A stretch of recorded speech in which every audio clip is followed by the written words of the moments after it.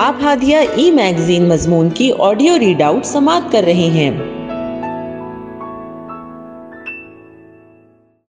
سامعین السلام علیکم ورحمۃ اللہ وبرکاتہ۔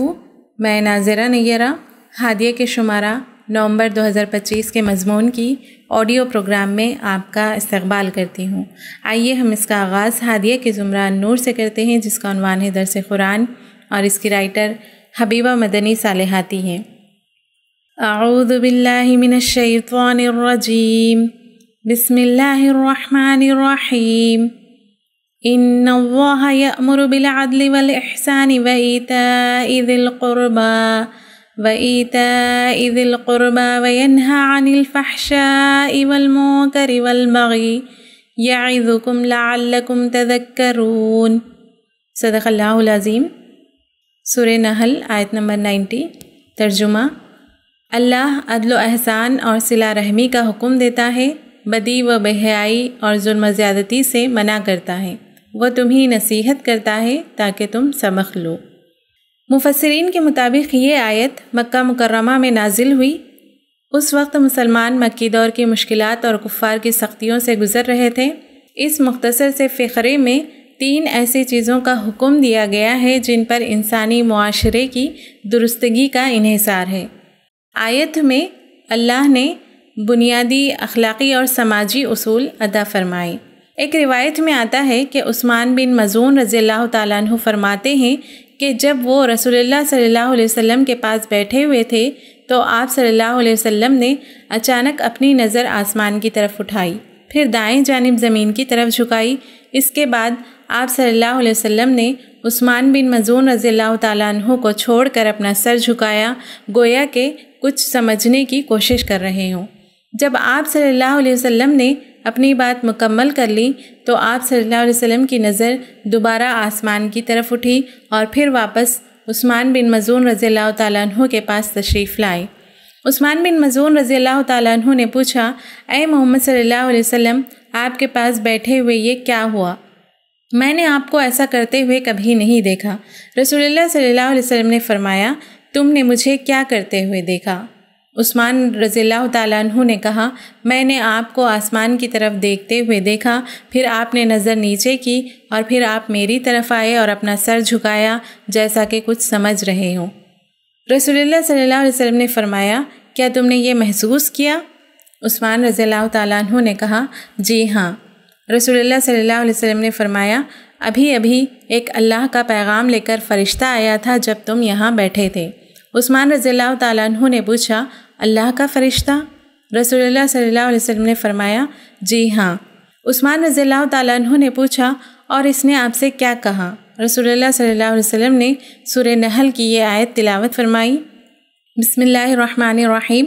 ان اللہ یأمر بالعدل والاحسان وایتاء ذی القربى وینہی عن الفحشاء والمنکر والبغی یعظکم لعلکم تذکرون۔ بے شک اللہ عدل اور احسان کا حکم دیتا ہے اور رشتہ داروں کو دینے کا اور بے حیائی اور برے کاموں اور سرکشی سے منع کرتا ہے۔ وہ تمہیں نصیحت کرتا ہے تاکہ تم یاد رکھو۔ عثمان بن مظعون رضی اللہ تعالیٰ عنہ نے کہا، اس کے بعد میرے دل میں ایمان پختہ ہو گیا اور مجھے محمد صلی اللہ علیہ وسلم سے محبت ہو گئی۔ یہ حدیث اس بات کی وضاحت کرتی ہے کہ جبرائیل علیہ السلام نے رسول اللہ صلی اللہ علیہ وسلم کے پاس سورہ نحل کی یہ آیت نازل کی تھی۔ اسی وجہ سے بعض صحابہ اسے قرآن کی سب سے جامع آیت قرار دیتے تھے۔ اس آیت کی جامعیت ایسی ہے کہ صدیوں سے جمعہ کے خطبے میں اسے پڑھنے کا معمول رہا ہے۔ یہ کسی خاص واقعے کے جواب میں نہیں بلکہ عام ہدایت اور اخلاقی دستور کے طور پر نازل ہوئی تاکہ مسلمان معاشرتی اور اخلاقی بنیادوں پر مضبوط ہوں۔ مولانا سید ابو العلا مودودی صاحب نے اس آیت کی تشریح میں درج ذیل اہم نکات بیان کیے ہیں۔ عدل یعنی کہ عدل و انصاف، احسان بھلائی و بہترین سلوک، ایتاء ذی القربی رشتہ داروں کو ان کا حق دینا، اور 3 چیزوں سے روکا ہے، الفحشاء، المنکر، البغی۔ پہلی چیز عدل ہے۔ عدل جس چیز کا تقاضا کرتا ہے وہ توازن و تناسب ہے، نہ کہ برابری۔ اردو زبان میں عدل کو انصاف سے تعبیر کیا جاتا ہے، جس نے غلط فہمی پیدا کر دی ہے کہ اس کے معنی مساوات یعنی برابری کے ہیں۔ بعض حیثیتوں سے تو عدل معاشرے کے افراد کے درمیان مساوات چاہتا ہے، مثلاً حقوق شہریت میں مساوات چاہتا ہے، مگر بعض دوسری حیثیتوں میں عدل مساوات نہیں بلکہ تناسب و توازن چاہتا ہے۔ مثلاً والدین اور اولاد کے درمیان معاشرتی و اخلاقی مساوات، بڑے درجے کی خدمات انجام دینے والوں اور کم درجے کی خدمات انجام دینے والوں کے درمیان معاوضوں میں مساوات۔ بس اللہ تعالیٰ نے جس چیز کا حکم دیا ہے وہ حقوق میں مساوات نہیں، توازن و تناسب چاہتا ہے۔ انصاف کا تقاضا یہ ہے کہ ہر شخص کو اس کے اخلاقی، معاشرتی، معاشی، قانونی اور سیاسی و تمدنی حقوق پورے کے پورے ایمانداری کے ساتھ ادا کیے جائیں۔ قرآن کے مطابق عدل کی اہمیت، قرآن میں بار بار عدل کا حکم آیا ہے۔ اے ایمان والو، تم انصاف پر مضبوطی کے ساتھ قائم رہنے والے، محض اللہ کے لیے گواہی دینے والے ہو جاؤ، خواہ گواہی خود تمہارے اپنے یا تمہارے والدین یا تمہارے رشتہ داروں کے ہی خلاف ہو، اگرچہ جس کے خلاف گواہی ہو مالدار ہے یا محتاج، اللہ ان دونوں کا تم سے زیادہ خیر خواہ ہے۔ تو نفس کی خواہش کے پیچھے نہ چلو کہ عدل نہ کرو، اور اگر تم ہیر پھیر کرو یا منہ پھیرو تو اللہ کو تمہارے کاموں کی خبر ہے۔ سورہ نساء آیت نمبر 135۔ آج کے دور میں عدل کے تقاضے: نمبر 1، انفرادی زندگی میں عدل، معاملات میں سچائی رکھنا، تجارت، خرید و فروخت میں دھوکہ نہ دینا، جھوٹ، رشوت اور دھوکہ دہی سے بچنا، بچوں، بیوی اور والدین کے حقوق برابر ادا کرنا۔ نمبر 2، سماجی عدل، غریبوں، یتیموں اور مسکینوں کے حقوق ادا کرنا، کسی قوم، نسل یا مذہب کی بنیاد پر ظلم نہ کرنا، ہر شخص کو اس کی محنت اور قابلیت کے مطابق مقام دینا۔ نمبر 3، قانونی عدل، عدالتوں میں رشوت، سفارش اور جانبداری سے بچنا، امیر و غریب کے لیے ایک جیسا انصاف، طاقتور اور کمزور دونوں کے ساتھ قانون کا مساوی سلوک۔ نمبر 4، بین الاقوامی عدل، اقوام کے درمیان ظلم و ناانصافی سے بچنا، جنگ اور سیاست میں کمزوروں پر ظلم نہ کرنا۔ عدل کے واقعات: ایک معزز قریش عورت نے چوری کی، کچھ لوگوں نے سفارش کی کہ سزا نہ دی جائے۔ رسول اللہ صلی اللہ علیہ وسلم نے فرمایا، اگر میری بیٹی فاطمہ بھی چوری کرتی تو میں اس کا بھی ہاتھ کاٹتا۔ یہ سب سے بڑا ثبوت ہے کہ اسلام میں عدل ہر حال میں ہے، چاہے اپنا عزیز ہی کیوں نہ ہو۔ ایک یہودی اور مسلمان میں جھگڑا ہوا، مقدمہ نبی صلی اللہ علیہ وسلم کے پاس آیا۔ آپ صلی اللہ علیہ وسلم نے فیصلہ یہودی کے حق میں دیا کیونکہ وہ حق پر تھا۔ یہ اسلام کے عدل کی بہترین مثال ہے کہ غیر مسلم کے ساتھ بھی انصاف کیا گیا۔ احسان کا مفہوم: احسان میں وہ اعلیٰ کیفیت شامل ہے کہ آدمی نہ صرف فرض پورے کرے بلکہ ممکن ہو تو بہتر کرے۔ دوسروں کے ساتھ حسن سلوک، نرم رویہ، سخاوت، مروت، مہربانی، خوش خلقی، باہمی مراعات، نیک برتاؤ، دوسرے کو اس کے حق سے کچھ زیادہ دینا اور اپنے حق میں کچھ کم پر راضی ہو جانا، یہ سب احسان کے دائرے میں ہیں۔ سب عدل سے زائد ایک چیز ہے جس کی اہمیت اجتماعی زندگی میں عدل سے بھی زیادہ ہے۔ عدل اگر معاشرے کی اساس ہے تو احسان اس کا کمال اور جمال ہے۔ عدل اگر معاشرے کو ناگواری اور تلخیوں سے بچاتا ہے تو احسان اس میں خوشگواری اور مٹھاس پیدا کر دیتا ہے۔ احسان یعنی بھلائی اور حسن سلوک کے واقعات: جب مکہ فتح ہوا، آپ صلی اللہ علیہ وسلم کے پاس اختیار تھا کہ اپنے دشمنوں کو سزا دیں، لیکن آپ صلی اللہ علیہ وسلم نے فرمایا، جاؤ، آج تم پر کوئی گرفت نہیں، تم سب آزاد ہو۔ یہ عدل سے بڑھ کر احسان تھا۔ جب طائف کے لوگوں نے پتھر مار مار کر زخمی کیا، فرشتے نے پیشکش کی کہ ان پر پہاڑ الٹ دوں۔ آپ صلی اللہ علیہ وسلم نے فرمایا، نہیں، میں امید کرتا ہوں کہ ان کی نسل میں وہ لوگ پیدا ہوں گے جو اللہ کی عبادت کریں گے۔ یہ عظیم ترین احسان کی مثال ہے۔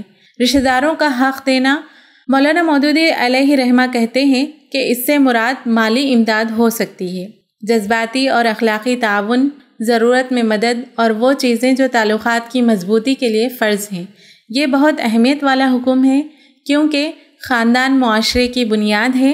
یہ آیت وضاحت کرتی ہے کہ ایک فرد دوسرے فرد کے ساتھ صرف ہمدردی، خوش اخلاقی، اچھا برتاؤ تک محدود نہ رکھے، بلکہ ایک رشتہ دار اپنے رشتہ دار کو اپنے مال میں بھی حصے دار بنائے، کیونکہ ہر صاحب مال افراد پر پہلا حق اپنے غربا رشتہ دار کا ہوتا ہے، پھر دوسروں کے حقوق ان پر عائد ہوتے ہیں۔ ایتاء ذی القربیٰ، رشتہ داروں کو حق دینا کے واقعات: حضرت اسماء بنت ابی بکر والدہ مشرکہ تھیں، وہ جب مدینہ آئیں، اسماء رضی اللہ تعالیٰ عنہا نے نبی صلی اللہ علیہ وسلم سے پوچھا کیا میں اپنی مشرکہ ماں سے صلہ رحمی کروں؟ آپ صلی اللہ علیہ وسلم نے فرمایا ہاں، اپنی ماں کے ساتھ صلہ رحمی کرو۔ اس سے واضح ہوتا ہے کہ ذی القربہ کا حق دینا ایمان کی شرط نہیں بلکہ رشتہ داری کا لازمی حق ہے۔ آپ صلی اللہ علیہ وسلم نے اپنے چچا ابو طالب جو ایمان نہیں لائے تھے کی زندگی بھر مدد کی، ان کے ساتھ تعلق نبھایا اور ان کے مرنے تک احسان کرتے رہے۔ یہ اس بات کی دلیل ہے کہ قریبی رشتہ دار کا حق دینا ضروری ہے، چاہے وہ مسلمان نہ بھی ہو۔ حضرت خدیجہ رضی اللہ تعالیٰ عنہا آپ صلی اللہ علیہ وسلم کی پہلی اہلیہ تھیں۔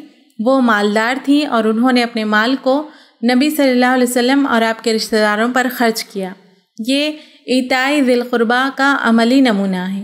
اوپر کے 3 بھلائیوں کے مقابلے میں 3 برائیوں سے اللہ تعالیٰ ہمیں روکتا ہے جو انفرادی طور پر افراد کو اور اجتماعی طور پر پورے معاشرے کو خراب کرنے والی ہیں۔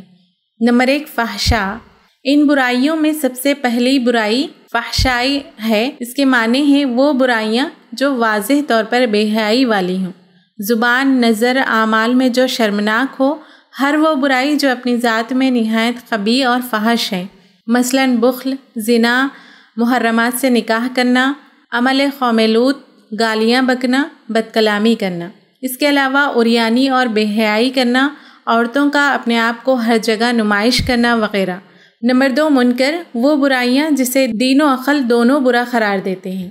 ہر انسان اسے برا جانتا ہے، چاہے ان کا ارتکاب خفیہ ہو یا ظاہر۔